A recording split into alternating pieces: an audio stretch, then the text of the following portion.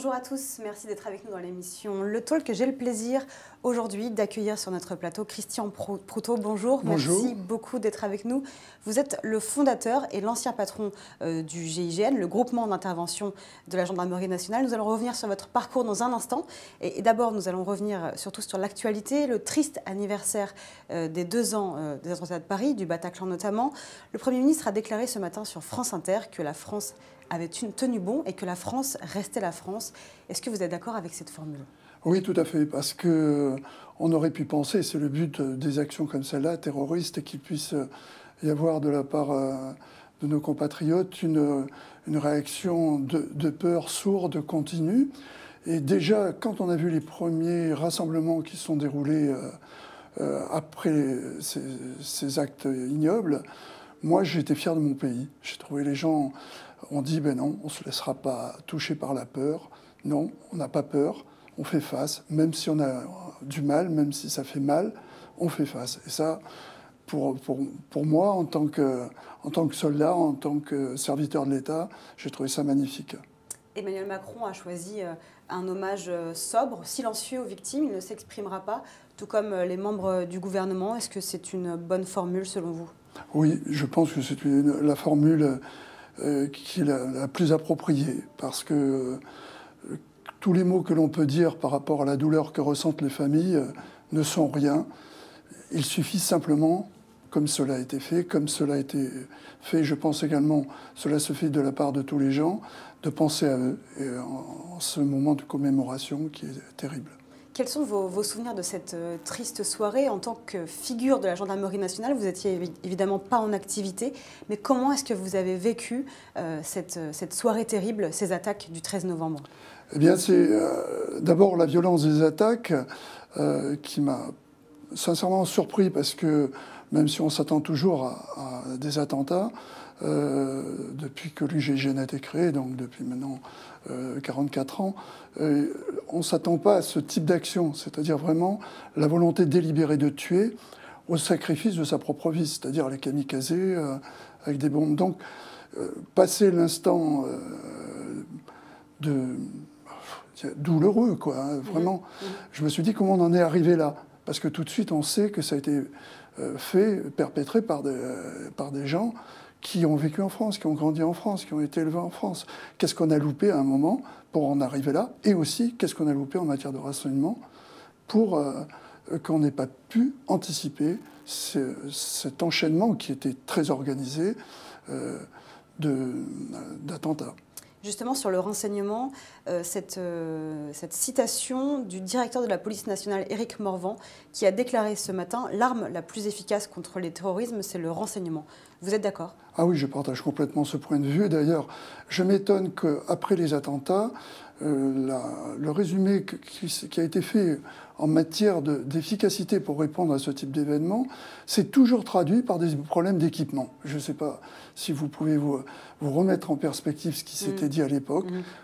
On manque d'équipement, mais c'est pas vrai. Les équipements, les gens qui ont tiré avec des AK-47, qui, comme leur nom l'indique, datent de 1947. Donc il ne suffit pas d'avoir des équipements. Les équipements ne sont en eux-mêmes que des objets inanimés. Ce qui est important, c'est la manière, la conception tactique qui va derrière. Et à partir du moment où on ne sait pas comment l'ennemi vous attaque, vous êtes forcément surpris, et le temps que vous réagissiez, il y a forcément des morts. Donc, s'il n'y a pas de renseignement, tout ce que l'on peut dire sur la manière de réagir dans un événement comme celui-là est vain, parce qu'on arrive après le massacre. Justement, quel regard vous portez sur les interventions des forces de l'ordre le soir du 13 novembre? Les interventions des forces de l'ordre ont été à l'aune de la surprise. C'est-à-dire qu'on se retrouve, en particulier en ce qui concerne... Je parle moins à ce moment-là des attentats comme ceux qui ont eu dans la rue, près du Carillon, ceux qu'il y a eu autour du Stade de France. Le problème de la réactivité sur des gens qui tirent dans la rue ou qui se font sauter dans la rue, il ne peut pas être instantané. Je sais bien que c'est douloureux pour la plupart des gens qui ont souffert d'entendre cela, mais laisser croire qu'on peut réagir dans la seconde à ce type d'action est pas juste et pas bien, parce qu'on laisse rêver les gens. De toute façon, au moment, même si on avait presque une simultanéité de réponse, on arriverait en retard. Le vrai problème serait peut-être plus par rapport au Bataclan. Mais là également, ce type d'agression, personne ne l'avait envisagé. Donc toute la communication qui est indispensable, du moins la mise en alerte indispensable dans le cadre d'une opération comme celle-là, qui est à conduire alors que l'agression est instantanée, la plupart, malheureusement, des morts se sont faits pendant les premières minutes de l'agression.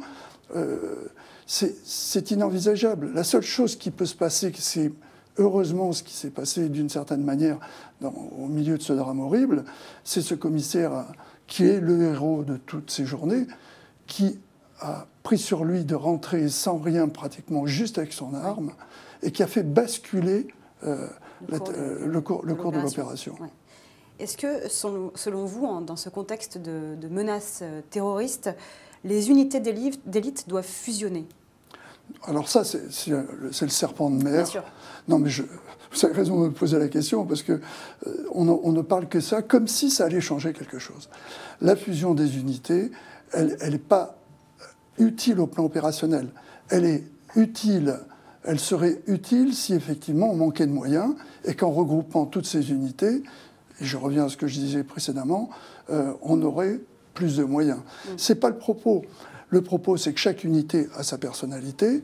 On la veut, on l'accepte ou on ne l'accepte pas, mais elles ne sont pas. Le GIGN n'est pas tout à fait la RAID, qui n'est pas tout à fait la BRI. Donc, venir dire qu'il pourrait y avoir une meilleure efficacité de ces unités dans ce type d'événement est complètement faux. C'est du discours, soit de gens qui n'y connaissent rien à l'acte opérationnel, soit simplement parce qu'il faut dire quelque chose et présenter un projet. Donc, l'essentiel, c'est de choisir la bonne unité pour la bonne opération. C'est tout. Il faut aussi une coopération quand même entre ces équipes. Non, il y a une coopération. Ouais. Il ne faut pas oublier que le GIGN a été créé en 1973. Le RAID a été créé en 1985. Les 15 premiers du RAID sont venus s'entraîner au GIGN à la demande de M. Jox. Donc, la coopération existait déjà. Vous lirez peut-être dans ce qui me fait venir auprès de vous également, l'ouvrage que j'ai écrit avec Riva. Vous verrez dans toutes les opérations qui sont citées à l'époque, donc bien sûr pour beaucoup de gens c'est peut-être de la préhistoire, mais c'était hier, on travaillait avec la BRI, on travaillait avec l'OCRB, on travaillait et on se retrouvait tous sur les opérations en même temps quand ces opérations, et c'est important de le souligner, étaient fixées. Ces unités n'interviennent que lorsque le danger est fixé. Il est à tel endroit, les gens sont retranchés, ont des otages, ou sont retranchés sans otages, et il faut les arrêter pour faire cesser l'agression et les déférer à la justice. Alors à ce moment-là, il y a un choix qui peut s'opérer, et ce choix, il est à faire en fonction de l'unité, soit qui a été la plus rapide pour la mise en place, et ça, du coup, la compétence territoriale ne devrait pas, à mon sentiment, exister. C'est un débat simplement pour savoir qui va faire quoi, en fonction de données administratives dont tout le monde se fiche, mais simplement parce qu'on recherche de l'efficacité. Donc c'est le plus rapide qui est sur les lieux. Et ensuite, le plus rapide, s'il n'a pas tous les moyens et que l'autre l'a, eh bien on l'utilise en soutien tactique. On laisse faire l'unité qui est sur place, mais on la soutient avec les éléments que l'autre n'a peut-être pas, ou l'expérience que l'autre n'a pas non plus. C'est ce qui s'est passé à Marignane. Justement, vous publiez avec Jean-Luc Riva, GIGN, nous étions les premiers. Quel regard vous portez sur l'évolution, depuis 44 ans, vous l'avez rappelé, justement du GIGN? Alors, l'évolution que je porte, elle est paradoxale. C'est-à-dire, d'abord, je suis très fier de voir que l'esprit qui a prédominé dans la création de cette unité, qui est un esprit qui défend un certain nombre de valeurs avec le respect de la vie et tout, pour pas que ces unités deviennent l'exécuteur des hautes œuvres. Et que tout compte fait, on vient de vous expliquer que dans le fond, on leur a tiré dedans parce que c'est ce qu'ils méritaient. Il faut toujours déférer les gens à la justice parce qu'ils vous apprennent quelque chose. Ils parlent ou ils ne parlent pas, mais au moins on apprend quelque chose. Et on sait ce qui les a conduits là. Ça me paraît important. Et ces valeurs ont continué, ont perduré, et le GIGN les défend toujours. A contrario, comme beaucoup d'unités qui prennent en poids, en nombre, elles sont elles prennent les inconvénients des avantages. C'est-à-dire une unité lourde a beaucoup plus de moyens, mais elle est un peu moins mobile, un peu moins malléable. C'est un peu le reproche que je pourrais faire. Et ça serait ma conclusion, elle devient un peu lourde. Voilà. Mais l'esprit est toujours, et je pense que ça amènera à temps à revenir, puisque cette transformation est récente, à revenir sur les valeurs qui ont fait l'efficacité du GIGN, c'est-à-dire l'efficacité, la mobilité, la légèreté. Il ne sert à rien de vouloir considérer qu'on va dans une opération et qu'on n'y courra aucun risque. La première chose qu'on engage dans une opération, c'est sa vie. Justement, comment vous expliquez le malaise qui gagne aujourd'hui les forces de l'ordre? On a vu en une semaine une vague de suicides traverse la gendarmerie, mais aussi la police. 6 policiers, 2 gendarmes ont mis fin à leur jour. Qu'est-ce qui se passe? Alors, si vous le permettez, l'ayant connu, ayant eu en face de moi beaucoup de suicidaires, la notion du suicide est une énigme. Je sais que je me suis penché sur ce problème et vraiment c'est une énigme. Cela dit, l'élément déclencheur est souvent la conséquence soit d'un mal-être dans le cadre d'une vie professionnelle ou d'une vie familiale. Et bien évidemment, ça impacte beaucoup plus l'opinion quand il s'agit de fonctionnaires. Mais il ne faut pas oublier non plus qu'à partir du moment où on met en place un système dont on sait qu'à temps, il épuise les hommes, s'il y a cette fragilité en eux, et qu'en plus il y ait des répercussions sur les familles, il ne faut pas s'étonner qu'à un moment, il y ait ce passage à l'acte que tout le monde, personne n'est capable d'expliquer, mais qui peut s'expliquer au moins par la tension que vivent ces personnels. Un mot sur le GSPR que vous avez également créé en 1982, le groupe de sécurité de la présidence de la République. Le chef de l'État, Emmanuel Macron, a augmenté le budget de l'Élysée justement pour sa sécurité. Il y a 14 personnes en plus juste concernant le GSPR. Est-ce que c'est une bonne chose? Oui, je pense que c'est une bonne chose pour une raison qui devrait paraître évidente. D'abord, simplement parce que le président de la République est le premier personnage de l'État. Et tout ce qui peut l'arriver, on l'a vu dans 2 quinquennats précédents qui, en matière de sécurité, pour mon sentiment, parce que la sécurité, il ne faut pas se leurrer, ce n'est pas simplement la sécurité physique, mais c'est également la sécurité de l'image. Et atteindre à l'image du chef de l'État, c'est atteindre au pays. Et donc l'ensemble des mesures qui sont prises autour d'un chef de l'État, ces mesures, elles sont faites pour protéger celui qui a été élu au suffrage universel et qui représente notre pays. Donc les moyens, de faire un exercice comptable pour parler de ces moyens me paraît non seulement stupide, mais en plus inapproprié par rapport à ce que représente le chef de l'État et les gens qui l'entourent. Parce que l'atteindre, on peut aussi l'atteindre indirectement en s'attaquant aux gens qui sont proches de lui. Merci beaucoup Christian Proutot. On passe dans un instant à vos questions avec Jean-Baptiste Semerjian.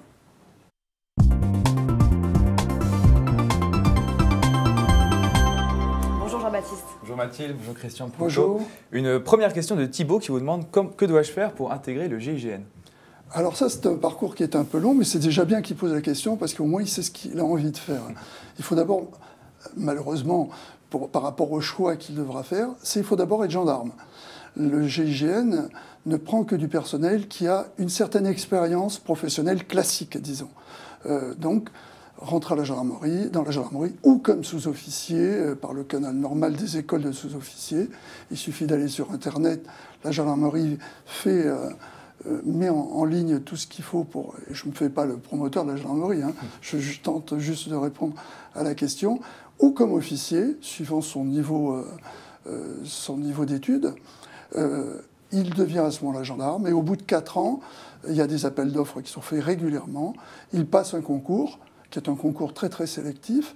Et à partir de ce concours, s'il est choisi, il y a une deuxième sélection avec une préparation de 3 mois, complétée, pour ceux qui restent, pour une préparation de 6 mois. Donc vous voyez, c'est un parcours qui est un peu long, mais s'il a la volonté de le faire, il y arrivera comme tous les gens volontaires. C'est une vocation selon vous ?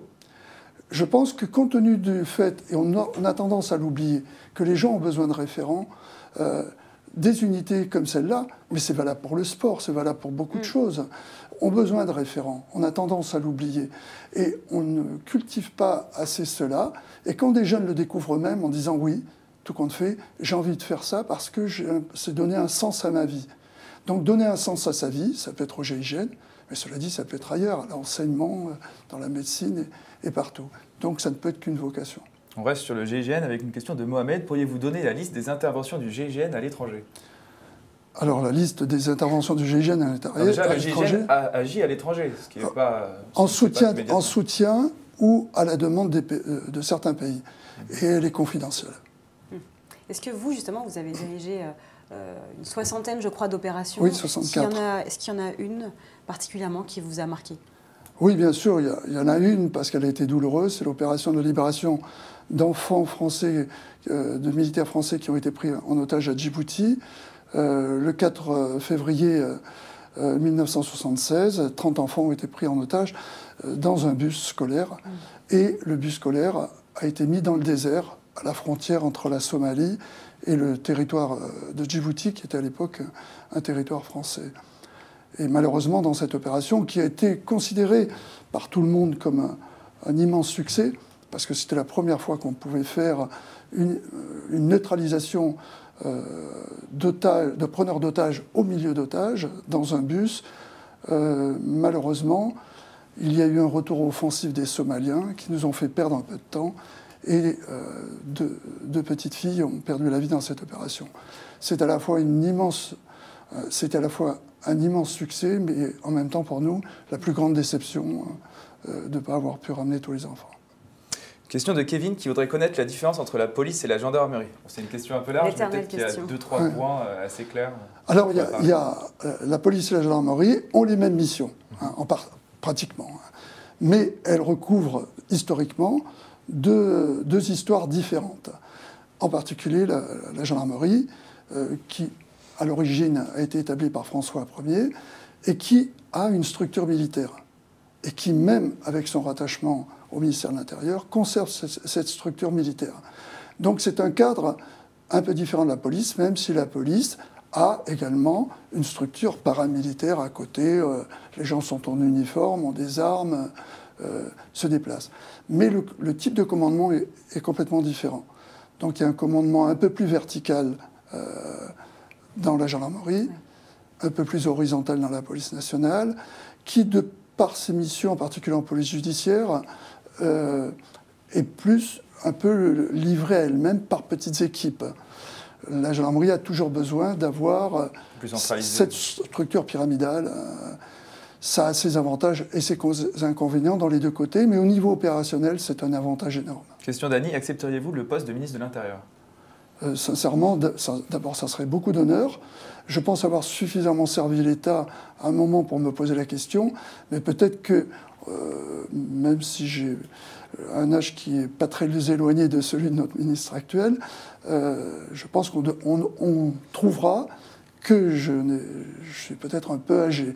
Mais l'âge n'est pas en soi un défaut, mais l'expérience peut être une qualité qui, en la matière... Mais rassurez-vous, ou du moins que des gens auxquels ça ne plairait pas, qui puissent se rassurer, ça m'étonnerait qu'on fasse appel à moi. Gérard Collomb, c'est un bon ministre de l'Intérieur? C'était une question de Kevin. Ah bon. Bravo Mathilde. Alors écoutez, je ne connaissais pas Gérard Collomb, et je l'ai vu dans une émission, et il m'a plutôt bien impressionné. Donc, je dis, puisque comme vous le savez ou vous ne le savez pas, j'étais préfet plus longtemps que j'étais gendarme, en fait. Donc, en tant qu'ancien préfet, je trouve que c'est un bon ministre. Justement, on peut rester sur le poste de préfet. Liliane vous interroge sur la vie d'un préfet. Est-ce qu'aujourd'hui, c'est encore... Quelle est la mission, quelle est l'utilité au quotidien d'un préfet? Ce sera la dernière question. Un préfet, c'est le représentant de l'État dans un territoire. Justement, le préfet du Rhône qui a été licencié après l'attentat à Marseille. Oui, alors... Enfin, licencié, mis de côté. Oui, alors là, ça fait partie des choses que l'on ne comprend pas quand on est haut fonctionnaire. Donc, je ne m'étendrai pas sur le sujet. Mais pas simplement parce que les fautes, bien sûr, sont imputables au chef. Selon le contraire de l'adage militaire, le chef a toujours raison. Moi, je considère que le chef a toujours tort. Donc, à un moment, il y a eu une faille dans le système. Encore faut-il pouvoir déterminer que cette faille lui soit imputable. Je ne connais pas le dossier, je ne le sais pas, mais c'est vrai que, vu sa réaction, j'ai été touché quand même parce que j'ai senti que lui-même ne se sentait pas complètement responsable.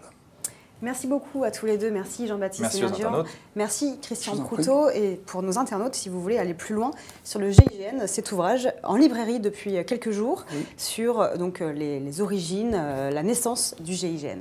Merci à tous. On se retrouve demain.